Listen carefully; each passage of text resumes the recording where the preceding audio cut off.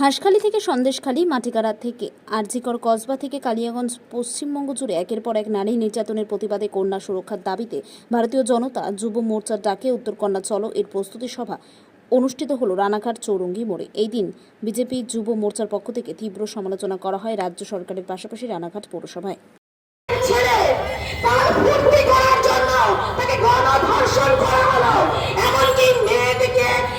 জীবিত অবস্থায় মেয়েটির মধ্যে তখনও প্রাণের ছিল, তাকে নন রেজিস্টার্ড শ্মশানে জীবিত অবস্থায় পুড়িয়ে দেওয়া হলো। আমরা কেউ ভুলে যাইনি সেদিনের ঘটনা। ওই এবং সাথে সাথে সিদ্ধান্ত নিতে হবে। আমরা পরবর্তী আজকে রাস্তায় বসে থাকতে হতো না, পুলিশের অত্যাচার সহ্য করতে হতো না, কিন্তু তিনি তা করলেন না। তিনি জল থেকে ঘোড়া করে ফেলেছিলেন। যোগ্য এবং অযোগ্য সে নিয়ে এখন নির্বাচিত সরকার এইভাবে মানুষকে বোকা বানিয়ে দিনের পর দিন জলের মধ্যে কাদা মিশিয়ে সেই জলটাকে ঘুরিয়ে দেওয়ার অভ্যাস এই মমতা বন্দ্যোপাধ্যায়ের দীর্ঘ। আজকে তিনি এই বাঙালি কার্ড প্লে করে জলটাকে ঘোলা করছেন।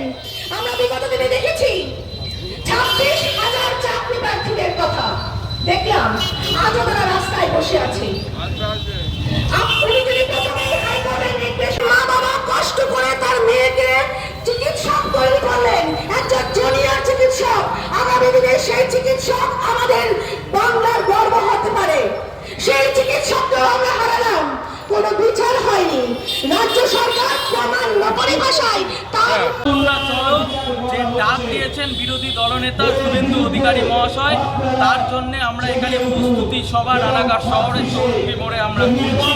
আজকে আমাদের বিরোধী দলনেতা এবং যুব মোর্চার যে ডাক হলো, সেই ডাকে আমরা যাব। পায়ে পায়ে উড়িয়ে তুলো উত্তরকন্যা চলো। যেভাবে সারা রাজ্য জুড়ে এই তৃণমূল নামক যে দলটি হলো ধর্ষণ, খুন এবং হিন্দুদের ওপর আক্রমণ, চুরি চিন্তায় যেভাবে বেড়েছে, তারই প্রতিবাদে হলো আজকে আমরা হলো এই প্রতিবাদ সভা রানাঘাট চৌরঙ্গি মোড়ে উত্তরকন্যা চলো যে ডাক দিয়েছে, এই প্রতিবাদ সভা এখানেই আমরা করছি, তার প্রস্তুতি সভাও করছি। আমার নাম শুভঙ্কর শাহ, রানাঘাট শহর মণ্ডলের সভাপতি।